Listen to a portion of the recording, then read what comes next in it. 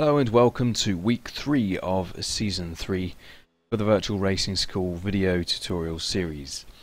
I was away last week for Road America, where I hope you all managed well without the usual tutorial, but I'm back again in the BMW Z4 GT3 car for the Blancpain series on iRacing at Watkins, Glen with the boot configuration.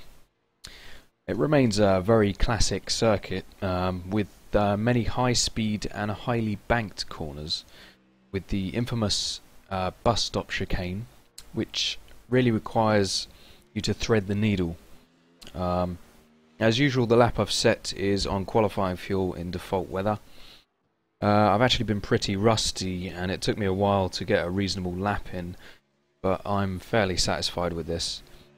The balance of the car generally feels better with more fuel, and it's tricky to contend with the low fuel understeer. I have played around with the wing settings a little, and for me 3 feels optimal despite the understeer, as any less will remove too much grip. So okay, without a further hesitation, I'll play the lap through from start to finish before then reviewing and going to the analysis.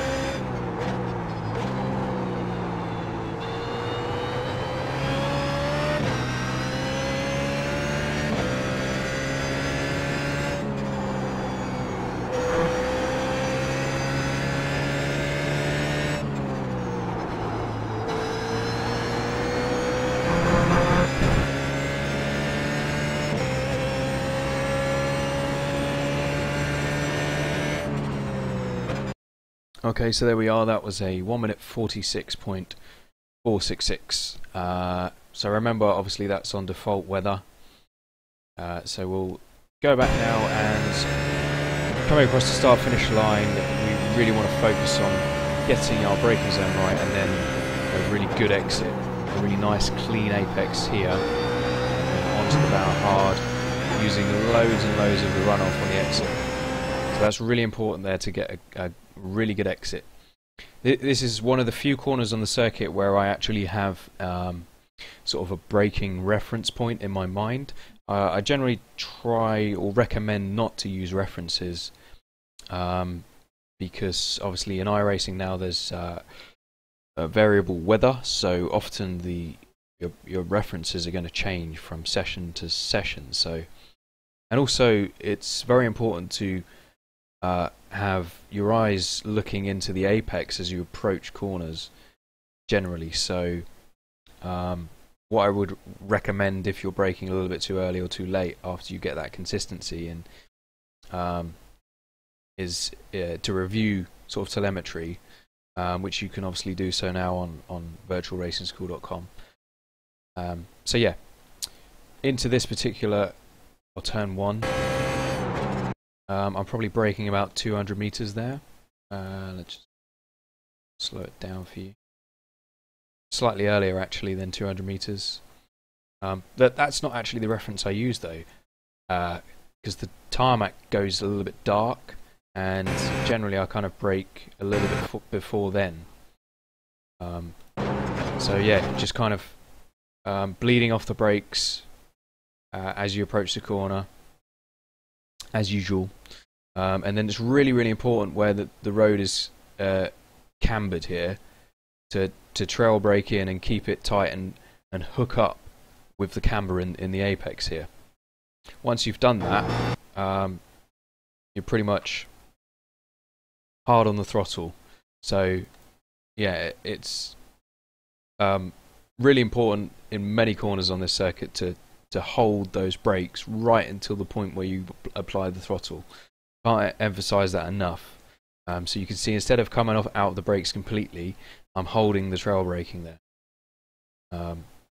which we've discussed many times. It's especially important in the BMW.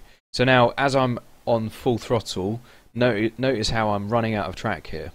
This is completely normal for this circuit. And really you want to just kind of bring the car back onto the proper circuit, if you will, just before this grass, to avoid getting an off track and losing traction.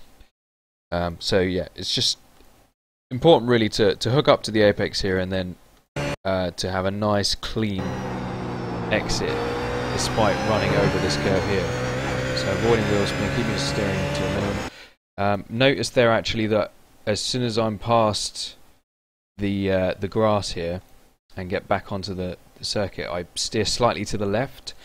That gives me a nicer entry into these flat out right and left corners, which are quite easily flat, but if you do get your entry wrong there, you can be a little bit of trouble here.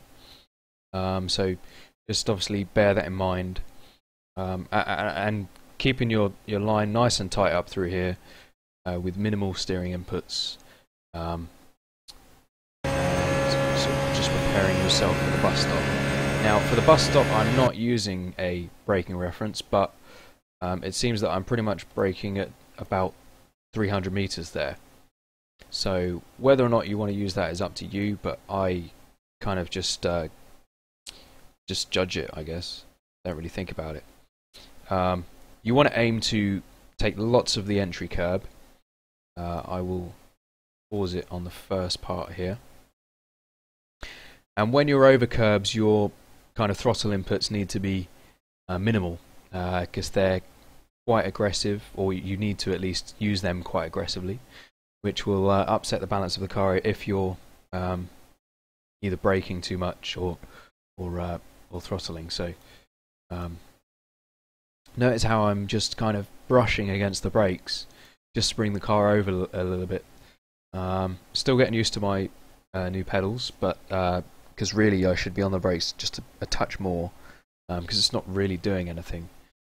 But it is helping me to bring the car back over to the left to make sure. And this is the important part. Notice how I'm hesitating with the throttle. I'm just waiting for the car to slow down or to bite enough to the point where I feel that I'm going to make it inside of this exit curb. Now over this next curb I probably want to use a little bit more, but that's okay. Because if you want to carry as much speed as possible through here, you're going to be forced slightly wide over this. I think it's the third curve actually. So yeah, just kind of ever so slightly drifting out wide now, but it's okay. I've collected the car up, and I am about the maximum that you can afford to be over this curve. You can actually just about get away with a bit more, but ideally not. And then if I just play it through now, it's this never-ending, almost constant radius right-hander, which again is cambered, but you still get a hell of a lot of understeer build-up. So really it's as you enter it, you're still on the throttle, but there is a point where you to maintain a tight line, which is very important. You need to keep a tight line through here. you do want a slight amount of trail braking. A little bit more than that is ideal. And then just kind of playing with the throttle to sort of anticipate when you're going to be able to get to full throttle, which I did quite early there, which was nice. And I've judged it well. So you don't want to be running over this curb here too much and getting onto the grass. So that's nice. And then down into the beginning of the boot section. Excuse me. The boot section. Now, again, braking just before where the tarmac changes colour. I much prefer to use references that are on the actual track, because then I don't have to look away from the apex. So that's what I'm doing there. And just allowing the speed to come down and actually aiming whilst braking for the apex. So not aiming to come in from a wide line, but aiming to you're braking the car aiming at the apex. And then just kind of waiting for the speed to come off. And it's really, really important to keep the car tight through here. The tighter you can keep it, especially, it's almost like a double apex left. As it hooks up again for the second apex, right now, I'm able to get to full throttle, which is nice. And then, of course, I'm opening the steering again, using all of the track, which is good. Just coming into the toe of the boot. Now, so this is a very tricky corner, actually, because it feels like it continues to tighten. You need to continue to slow the car, otherwise you're not going to make the apex up here.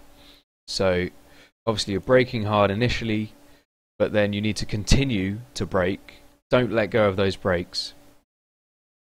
There you go. I'm still trail braking, Now I'm confident I'm going to hook up with the apex for the exit. And if you don't trail brake through this corner, if you're not trail braking at this point right now, you're going to end up missing this hookup point on the exit, which is the last thing that you want. So it's very important to maintain the trail braking, hook up back to this apex again.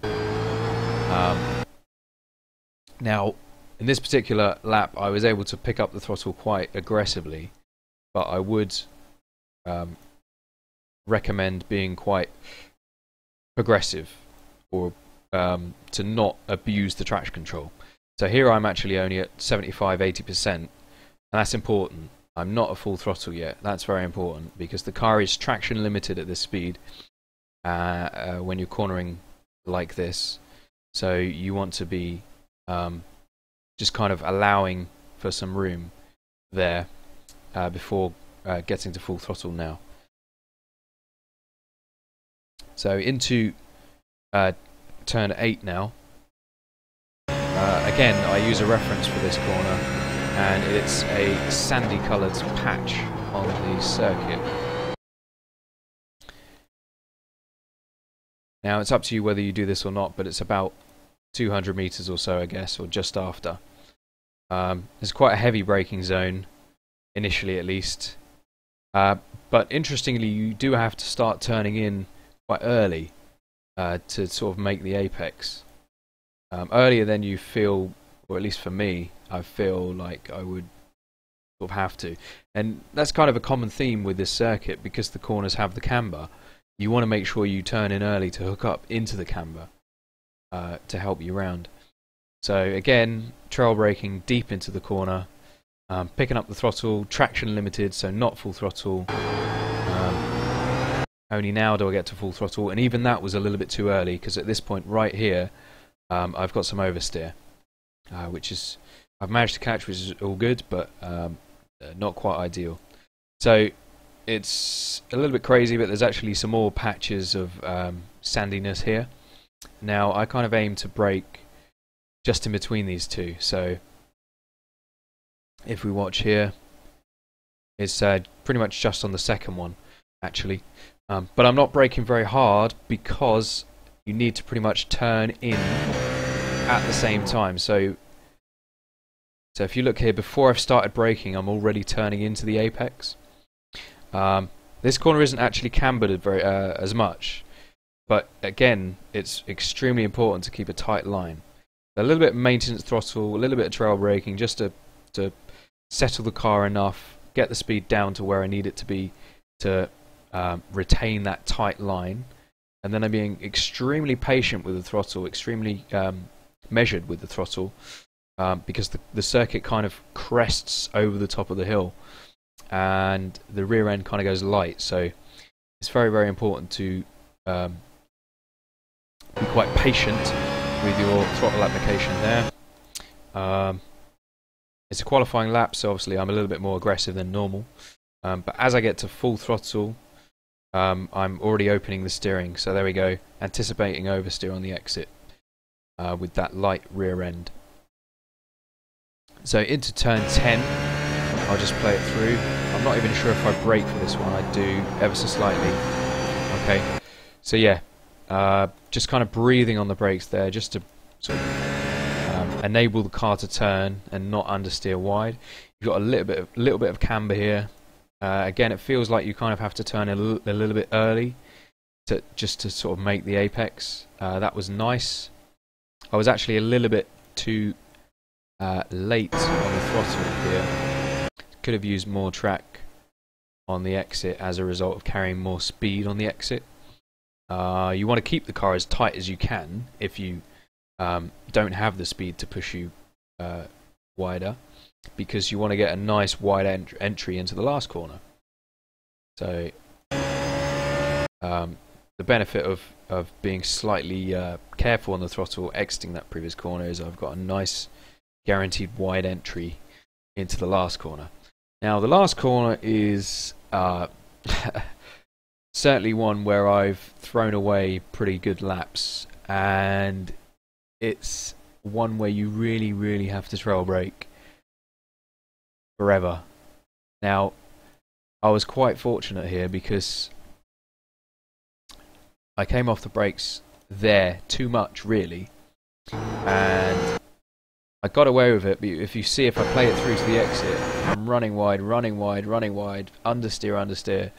Now I get extremely close to the wall there, and that's about as close as you want to cut it. And again, extremely close to getting on one exit as well on the exit. So ideally you want to hold that trail braking just a little bit longer than I have done there, and you'll hook up a bit nicer into the apex, and you should be able to keep a tighter line. Unfortunately, I got away with it. I was able to keep it at full throttle for a nice exit.